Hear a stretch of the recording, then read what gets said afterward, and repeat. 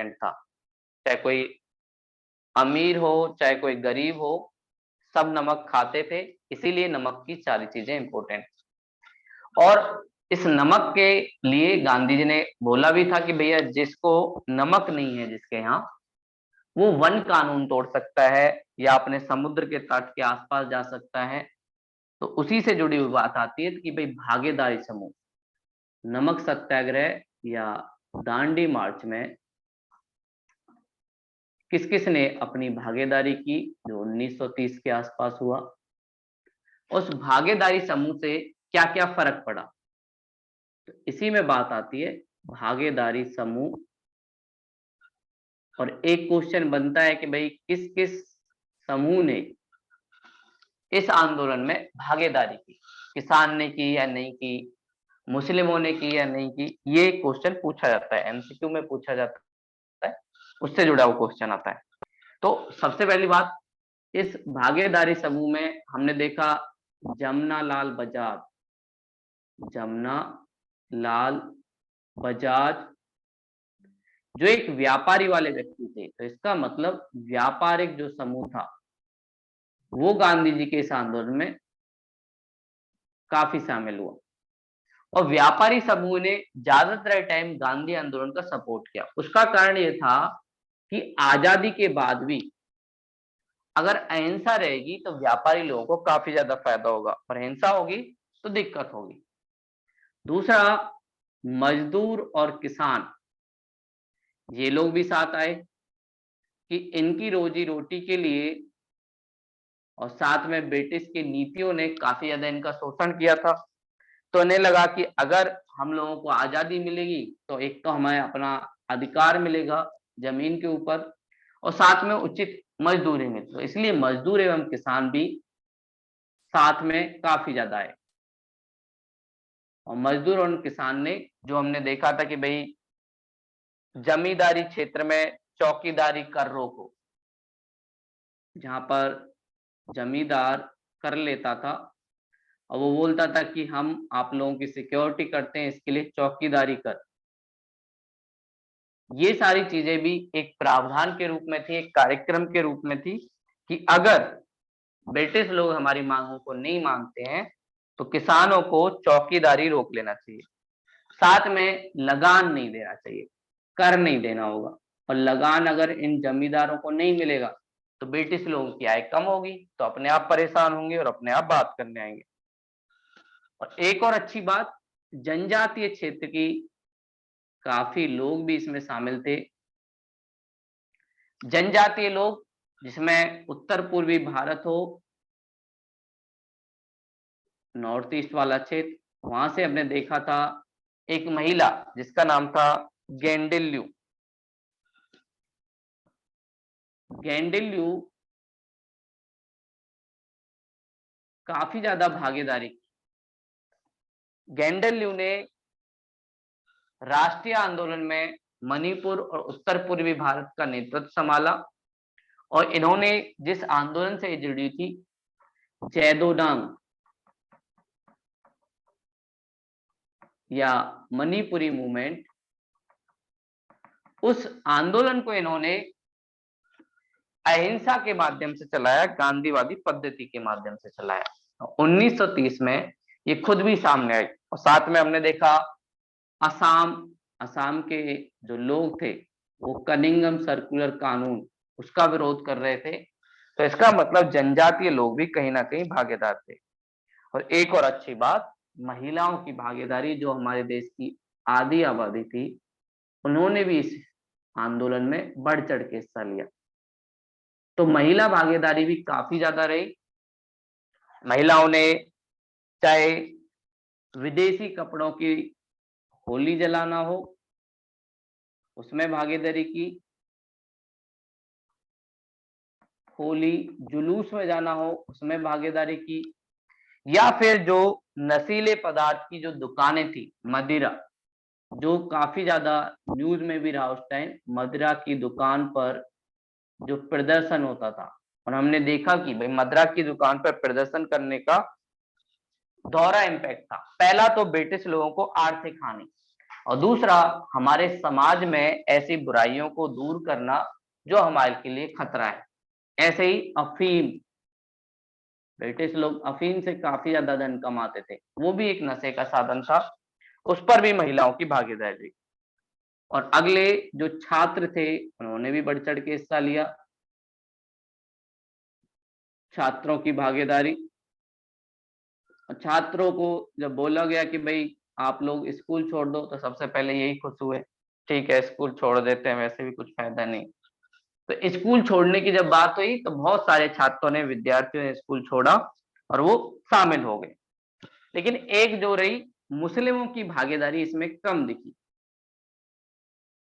मुस्लिम भागीदारी काफी कम। उसका कारण क्या था? असहयोग आंदोलन में काफी ज्यादा थी, क्योंकि खिलाफत आंदोलन वाला जो हमने मुद्दा उठाया था उसके बाद।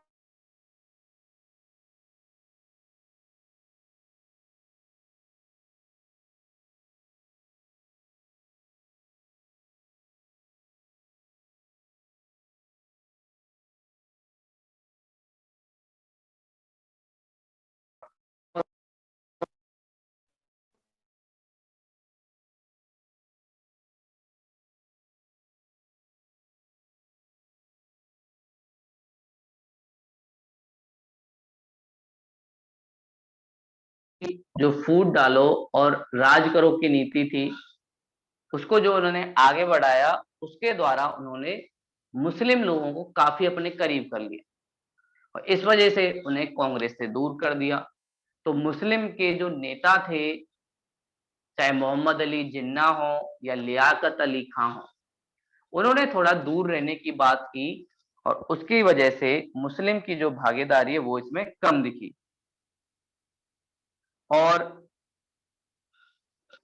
सांप्रदायिकता को भी बढ़ाने की भी कोशिश की कि भाई दोनों समुदाय धर्म के नाम पर एक दूसरे से लड़ने लग जाए। ये सारी चीजें भी कहीं ना कहीं इस आंदोलन में करने की कोशिश की कि धर्म के नाम पे ये बटे रहें। लेकिन उत्तर पश्चिम प्रांत, जो उधर वाला है बलूचिस्तान वाला, वहां पे हमने देखा था उत्तर पश्चिम प्रांत में एक व्यक्ति थे जिनका नाम था खान अब्दुल गफ्फार खां। उन्होंने काफी ज्यादा मुस्लिम लोगों को साथ लेकर, खान अब्दुल गफ्फार खां, इन्होंने मुस्लिम लोगों को साथ लेकर एक तरीके से इस आंदोलन को आगे बढ़ाने की कोशिश की। और खान अब्दुल गफ्फार खान ने एक लाल कुर्ती मूवमेंट ये भी स्टार्ट किया और अहिंसा के माध्यम से मुस्लिम लोगों को जोड़ा। और इनकी भागीदारी ने कहीं ना कहीं मुस्लिम लोगों को जिंदा रखा इस आंदोलन में। और वो अहिंसावादी गांधी, इसीलिए उनको सीमांत गांधी के नाम से भी जाना जाता था। ये फ्रंटियर गांधी है, उत्तर पश्चिम क्षेत्र के गांधी हैं जो अहिंसा पर बल देते हैं और लोगों को एकजुट कर राष्ट्रीय आंदोलन को बढ़ावा दे रहे हैं। और जब भारत और पाकिस्तान का डिवीजन हुआ, उस टाइम भी खान अब्दुल गफ्फार खान नहीं चाह रहे थे कि भारत का विभाजन हो, और साथ ही में उनका कहना था कि भारत का विभाजन हो रहा है तो हम हिंदुस्तान में रहना चाहते हैं। और बलूचिस्तान के लोग अभी तक भी भारत में रहने की बात करते हैं। इस वजह से पाकिस्तान में काफी ज्यादा विद्रोह होता है, आंदोलन होता है, बलूचिस्तान के लोग साथ में आते हैं, पाकिस्तान की पुलिस उन्हें काफी ज्यादा टॉर्चर करती है, आर्मी भी करती है, क्योंकि उन्हें मानना लगता है कि ये लोग देशद्रोही हैं।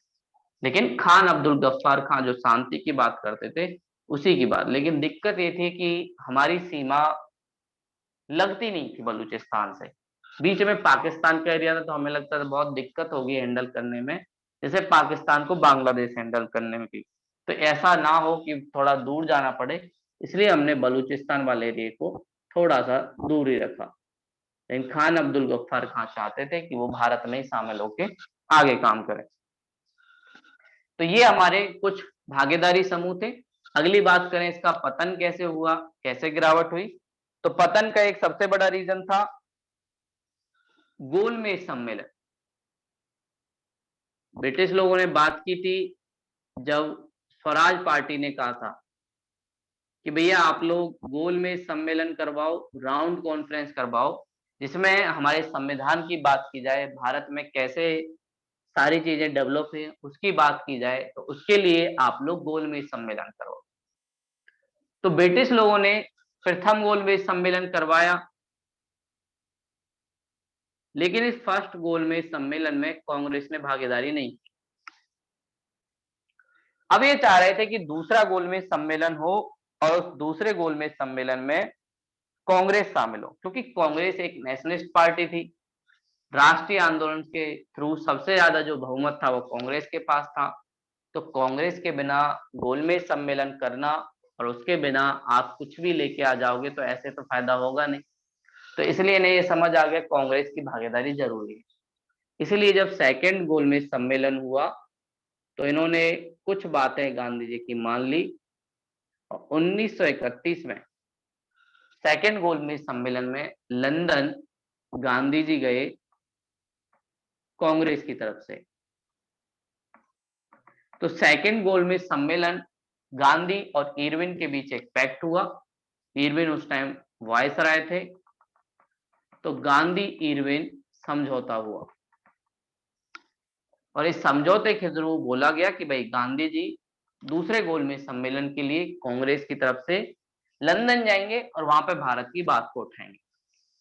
साथ में गांधी जी ने भी बहुत सारी डिमांड रखी कि भाई आप लोग हमारे जो लोगों के साथ जो बदसलूकी हुई है, जो आप लोगों ने पुलिस वालों ने पीटा है, उसकी जांच होनी चाहिए। लेकिन इरविन ने कहा देखो गांधी जी, जो राजनीतिक लोग हैं जिनको उनको गिरफ्तार किया उन सबको हम छोड़ देंगे, लेकिन जिन लोगों ने हिंसा की है उनको नहीं छोड़ेंगे। और साथ में जो पुलिस की जांच की मांग थी उसको भी उन्होंने स्वीकार नहीं किया, लेकिन थोड़ी बहुत स्वीकार कर ली। और गांधी जी की ये रणनीति का हिस्सा था संघर्ष विराम संघर्ष। 10 बात रखो, 5 बातें मान ली जाए, काम चल गया। साथ में ही इरविन ने मान लिया ठीक है कि घरेलू काम के लिए अगर कोई व्यक्ति अपने घर के लिए या अपने खाने के लिए नमक बनाता है तो उस पर कोई कर नहीं होगा, इस बात को भी मान लिया गया। लेकिन अगर कोई व्यावसायिक पर्पज से बनाता है, ट्रेड के पर्पज से बनाता है, उस पर टैक्स लगे। तो गांधी बोले बिल्कुल सही है, व्यापार करने के लिए टैक्स लगना भी चाहिए, लेकिन घरेलू कार के लिए या अपने यूज के लिए कोई बनाता है तो उस पर टैक्स नहीं लगना चाहिए। तो इसके पतन का एक कारण कि भाई इन्होंने कुछ मांगे मान ली थी और साथ में गांधी इरविन समझौता हो चुका था। और गांधी इरविन समझौते में कुछ लोगों ने काफी ज्यादा हेल्प की थी, जिसमें थे तेज बहादुर, सप्रू और जायकर। तो तेज बहादुर ने गांधी जी को मनाया, गांधी चलो बहुत हो गया, थोड़ी सी बात कर लेते हैं। सप्रू जी भी सामने आए और जयकर, इन नेताओं ने गांधी जी और इरविन के बीच समझौता करवाया। फिर उसके बाद इन दोनों की बैठक हुई। गांधी जी को इरविन जी ने थोड़ा स्वागत भी किया कि आइए आइए, ये सारी चीजें। और सरोजिनी नायडू जी ने, जो गांधी इरविन समझौता हुआ, ये सरोजिनी नायडू वही हैं जिन्होंने दक्षिणा में मुंबई में आंदोलन का नेतृत्व किया।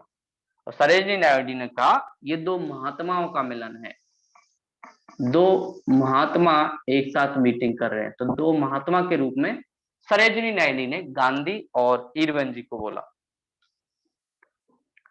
और फिर साथ में उन्होंने बोला कि भाई मदिरा, अफीम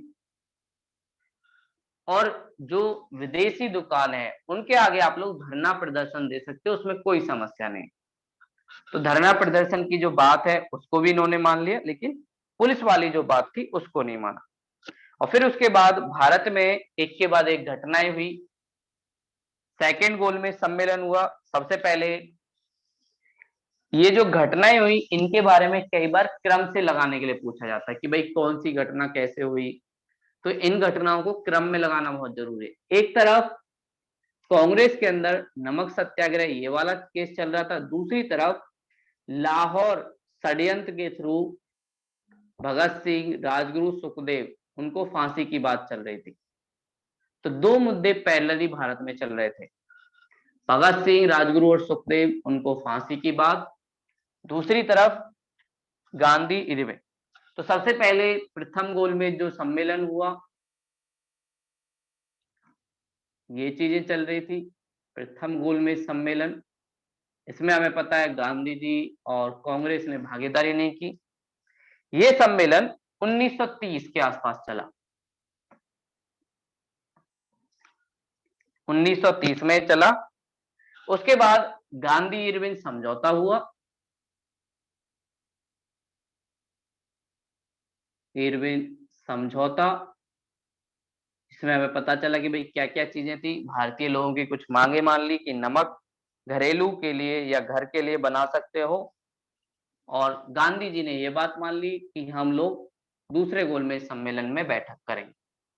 और गांधी इरविन समझौते को हम एक और नाम से जानते हैं, जिसे कहते हैं दिल्ली समझौता, क्योंकि 1911 में भारत की राजधानी दिल्ली बन चुकी थी, और दिल्ली बनने के बाद ये वायसराय दिल्ली में रहता था। जो राष्ट्रपति भवन है उसी टाइम बनाया गया था। और इसी बीच लगभग 5 मार्च के आसपास ये समझौता हुआ, और सबको लगा कि 1931 के जो ये गांधी इरविन समझौता होगा, इसमें गांधी जी भगत सिंह की बात जरूर उठाएंगे। भगत सिंह एक युवा नेता थे, सारे राष्ट्र में एक ज्यादा फेमस हो गए थे, पॉपुलैरिटी ज्यादा हो गई थी।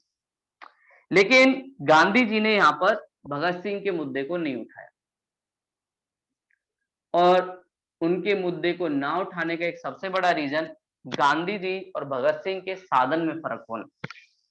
गांधी जी ने ये तो कहा कि भाई राजनीतिक लोगों को छूट होनी चाहिए, लेकिन वो कभी भी हिंसा का समर्थन नहीं करते थे, और इसीलिए उन्होंने इस बात को नहीं उठाया। और प्रॉब्लम ये भी थी, अगर वो इस बात को उठा देते तो गांधी पर भी आरोप लगता कि इन्होंने भी हिंसा को बढ़ावा दिया है, और ब्रिटिश लोग गांधी जी का दमन कर देते, और गांधी जी का दमन होता तो कहीं ना कहीं राष्ट्रीय आंदोलन का दमन होता।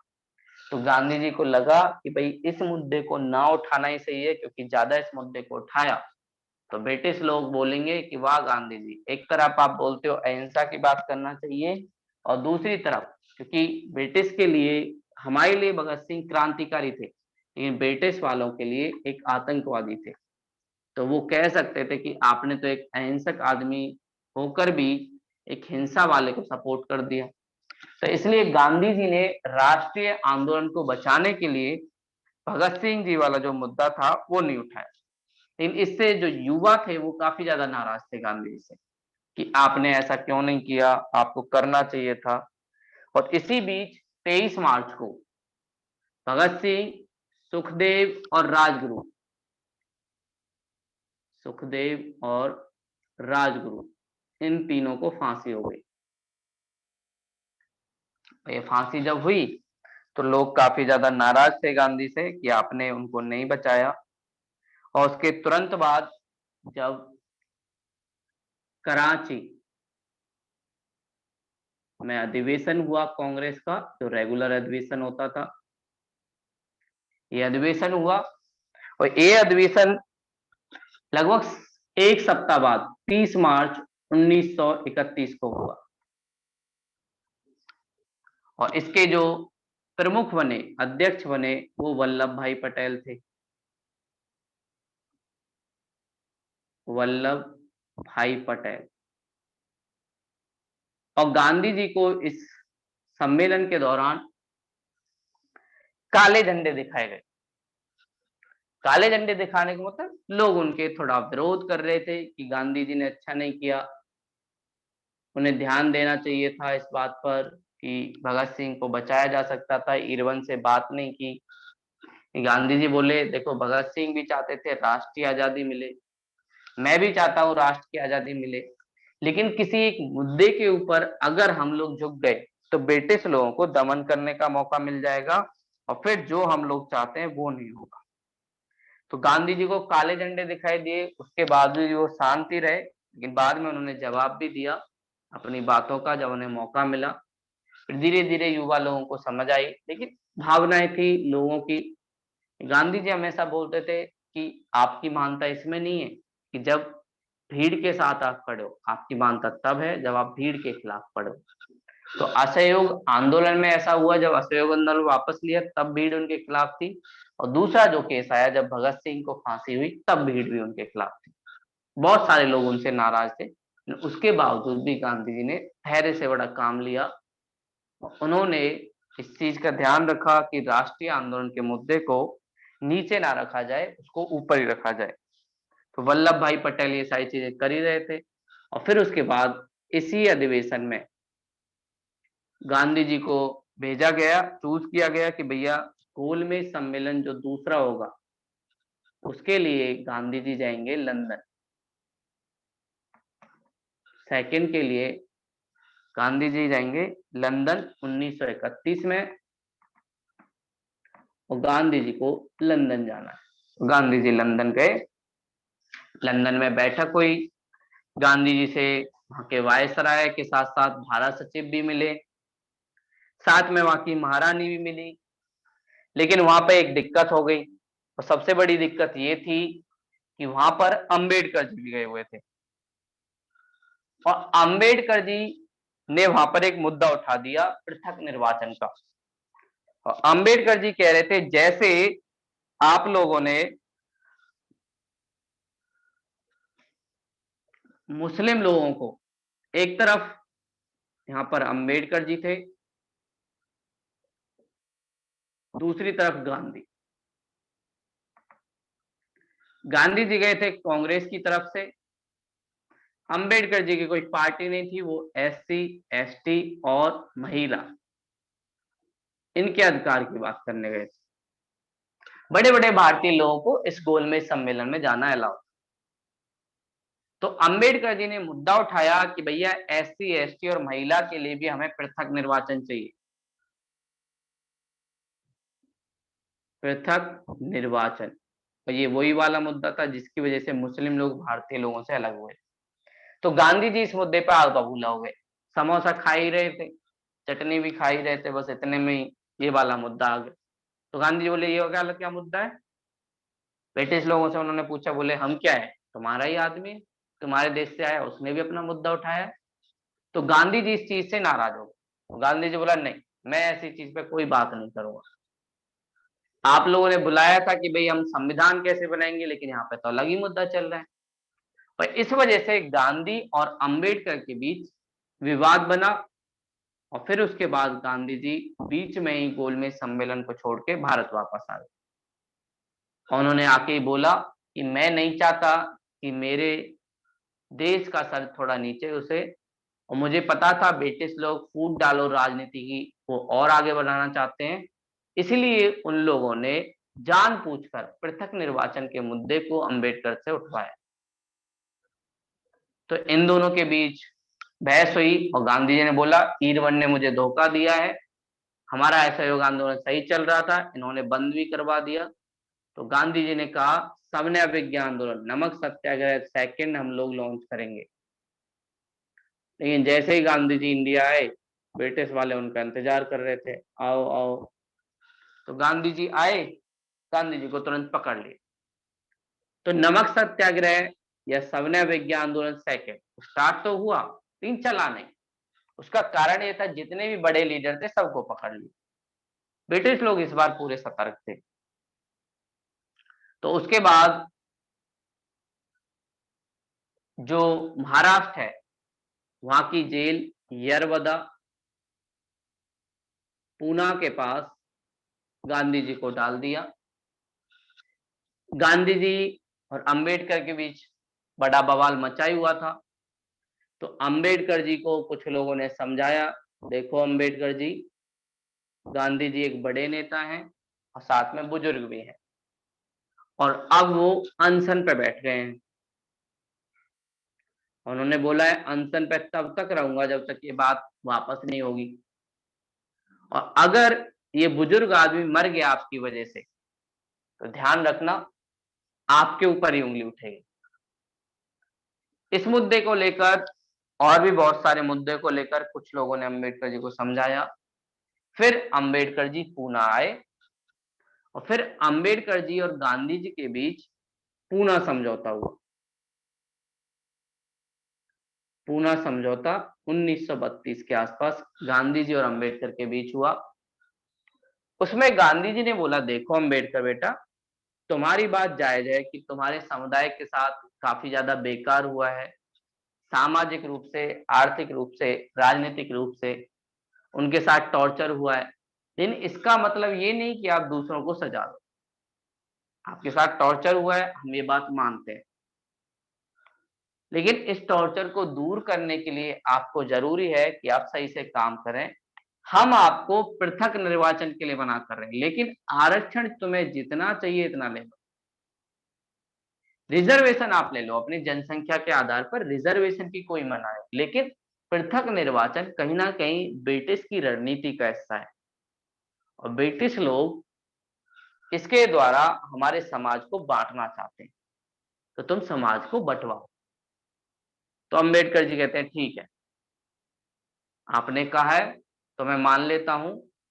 पुणे समझौते के बाद अंबेडकर जी और गांधी जी के बीच समझौता हो गया, आरक्षण की बात को मान लिया अंबेडकर ने, और अंबेडकर जी ने बोला जितनी हमारी जनसंख्या है उस आधार पर हमें आरक्षण चाहिए।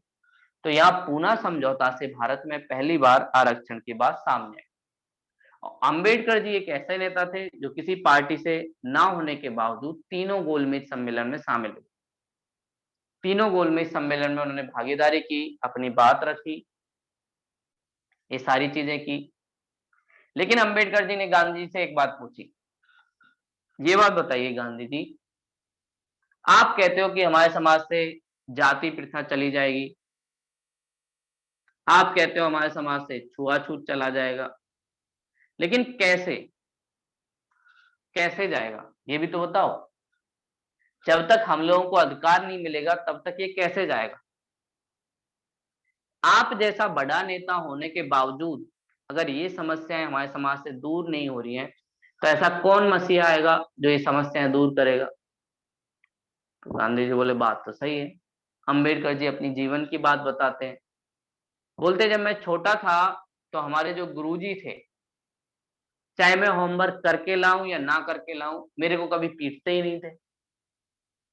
क्यों नहीं पीटते थे? क्योंकि गुरुजी का कहना था कि बेटा तुम अछूत हो, निचली जाति के हो, अगर मैं आपको छड़ी मारूंगा तो वो छड़ी मेरे हाथ में है और मैं अछूत हो जाऊंगा और मुझे अभी नहाना पड़ेगा। तो ऐसा हमारे साथ भेदभाव किया जा रहा है जैसे हम पराये हों, तो कैसे हम आपकी बात को मान लें। और साथ में ही जब मैं स्कूल जाता था तो जो उच्च जाति के बच्चे थे वो ऊपर बैठते थे कुर्सियों पे, मुझे नीचे बैठाया जाता था, बहुत दूर से बोर्ड देखना पड़ता था। तो हमारा शोषण नहीं हुआ इस समाज में, तो हम कैसे इसका कहते हैं। तो ये बात गांधी जी के मन में लगी, तो गांधी जी बोला बिल्कुल सही बेटा, तुमने बात सही कही है। और उसके बाद गांधी जी जैसे ही जेल से निकलते हैं तो एक समाज सुधार आंदोलन चलाते हैं, जिसे हम कहते हैं हरिजन आंदोलन। गांधी जी बोलते हैं ठीक है अम्बेडकर बेटा, मैं अब नाम दे रहा हूं आप लोगों को एक, और गांधी जी ने SC ST के लोगों को, दलित लोगों को हरिजन कहा, और उसी नाम पर एक आंदोलन चला दिया, हरिजन आंदोलन। और अपने पत्र का नाम भी क्या कर दिया, हरिजन पत्र। उन्होंने बोला देखो आप लोग हरि के जन हो, कृष्ण के जन हो, भगवान के जन हो, कोई आपको कैसे नीचा कह सकता है। तो उसके बाद गांधी जी ने हरिजन आंदोलन चलाया सामाजिक सुधार के लिए। हमारे समाज में छुआछूत, जाति प्रथा, इन सारी चीजों को खत्म करने के लिए गांधी जी के द्वारा हरिजन आंदोलन चलाया गया। और ये हरिजन आंदोलन कुछ हद तक सफल भी रहा, लोगों ने भागीदारी की, बहुत सारी चीजें। गांधी जी ने कहा कि भाई हर व्यक्ति के काम का एक मूल्य होना चाहिए, निचली जाति वाला अगर झाड़ू लगाता है उसका भी मूल्य होना चाहिए उतना ही बराबर, कोई डॉक्टर पेशेंट को देखता है उसका भी मूल्य बराबर होना चाहिए, किसी को कम का क्या रखना नहीं चाहिए, और सबको अपनी जीविका चलाने का अधिकार है। सब अपने जीवन में अच्छा कर रहे हैं, लेकिन इसके आधार पर कोई भेदभाव नहीं होना चाहिए। तो गांधी जी ने उसके बाद ये सारी चीजें की। उसके बाद 1932 में फिर दोबारा से तीसरा गोलमेज सम्मेलन हुआ, लेकिन इस बार ज्यादातर नेता जो थे वो कहाँ पे थे, जेल में ही थे कांग्रेस के। तो 1932 के आंदोलन गोलमेज सम्मेलन में भी कांग्रेस की भागीदारी नहीं थी। तो कांग्रेस ने सिर्फ एक गोलमेज सम्मेलन में भागीदारी की, वो है दूसरा, उसमें भी गांधी जी बीच में से वापस आ गए क्योंकि उन्हें अच्छा नहीं लगा। तो ऐसे हमारे देश में ये सारे मूवमेंट चलते रहे। तो इनके बारे में कई बार क्रम अनुसार लगाने को आता है कि भाई बताइए, प्रथम गोलमेज सम्मेलन, पूना समझौता गांधी और अंबेडकर के बीच, साथ में कराची अधिवेशन, ये सब कब कब हुए और इनको क्रम अनुसार हम लोग कैसे लगा सकते हैं। तो ये सारी बातें इसमें हुई। तो सविनय अवज्ञा आंदोलन, नमक सत्याग्रह के बाद पूना समझौता, पूना समझौते के बाद तृतीय गोलमेज सम्मेलन जिसमें अंबेडकर भी शामिल हुए, मुस्लिम लीग भी शामिल थी, हिंदू महासभा भी शामिल थी, ये सारे लोग शामिल हुए। और उसके बाद भारत में इस गोलमेज सम्मेलन के बाद एक अधिनियम आता है, भारत सरकार अधिनियम 1935। और भारत सरकार अधिनियम 1935 का जो आधार होता है, वो आधार कहीं ना कहीं ये गोलमेज सम्मेलन ही होते हैं। तो 1935 का अधिनियम ब्रिटिश सरकार लाती है, क्योंकि वो कहते थे हर 10 साल में हम लोग अधिनियम लाएंगे। तो 1919 के बाद कोई अधिनियम आया नहीं था, तो ब्रिटिश सरकार 1935 में अधिनियम लाती है। इसे हम कहते हैं भारत सरकार अधिनियम 1935। भारत सरकार अधिनियम 1935। और इस अधिनियम में बहुत सारी चीजें शामिल थी। पहला, इसमें साइमन कमीशन ने जो बताया, साइमन आयोग ने, उसके आधार पर थी ये। दूसरा, गोलमेज सम्मेलन में जो बातचीत हुई उसके आधार पर भी थी। गोलमेज सम्मेलन में क्या क्या बातें हुई, 3 गोलमेज सम्मेलन हुए, वो भी इसका आधार बना। साथ में नेहरू रिपोर्ट में कुछ बातें की गई, उनको भी शामिल करने की कोशिश की गई। और इन्होंने बोला कि भारत में चुनाव भी होगा। ये सारी बातें 1935 के अधिनियम में शामिल की गई। 1935 का अधिनियम थोड़ा ठीक भी था, पहले की कंपैरिजन ठीक ही था। इसमें कुछ प्रावधान ऐसे थे जो भारतीयों के लिए अच्छे थे, और ब्रिटिश लोग चाह रहे थे कि भारतीय लोगों का थोड़ा सपोर्ट लिया जाए, इसलिए वो इस अधिनियम को थोड़ा अच्छे से मिलाते हैं। और इसमें पहली बार इन्होंने बोला एक अखिल भारतीय संघ बनेगा, अखिल भारतीय संघ। सभी जो भारत के राज्य हैं उनको मिलाया जाएगा, लेकिन एक कंडीशन थी। इस अखिल भारतीय में जो रजवाड़े हैं या रियासत है जिन पर राजा रूल करते थे,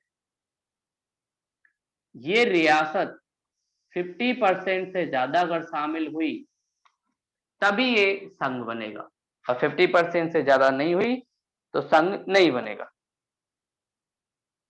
और एक बार जो क्षेत्र संघ में शामिल हो गया, मतलब राष्ट्र में शामिल हो गया, जो राज्य या प्रांत या रियासत, उसे संघ से हटने का अधिकार नहीं है। मतलब वो देश के विभाजन की बात नहीं कर सकता। तो ऐसा लग रहा था कि ये सब अच्छा ही है भारतीय लोगों के लिए कि भाई एक संघ की बात हो रही है। लेकिन दिक्कत क्या हुई, इसमें इन रियासत लोग आए ही नहीं, और जब रियासत लोग आए ही नहीं तो संघ बनेगा कैसे। ज्यादातर रियासतों में इससे दूर रहना ही ठीक समझा, और उन्हें लगा कि अगर हम इसमें गए तो हमारे जो अधिकार हैं, राजा की शान शौकत है, वो छिन जाएगी, हम लोग कैसे रहेंगे, लोकतंत्र बन जाएगा, हम लोगों को भी संविधान के नीचे ला दिया जाएगा, उससे हमें परेशानी होगी। इसलिए इन रियासतों ने इसका साथ नहीं दिया, और इन्होंने बोला कि द्वैध शासन, शासन जो भारत में चल रहा है, जिसमें हम लोगों ने प्रांतीय स्तर पर डिवीजन किया था 1919 के एक्ट में, कि भाई कुछ जो कार्य हैं वो एक तरीके से वायसराय और ब्रिटिश के अधिकार में रहेंगे और कुछ कार्य मंत्री को दिए जाएंगे। कुछ कार्य स्थायी रूप से अंग्रेजों के अंदर रहेंगे, जैसे हमने देखा वित्त वाला। तो प्रांतों में द्वैत शासन को खत्म कर दिया, और साइमन कमीशन ने भी ये मांग की थी कि भाई द्वैत शासन सही नहीं। भारतीय लोग या मंत्रियों को ये सारी चीजें अच्छी नहीं लगती और उनको अधिकार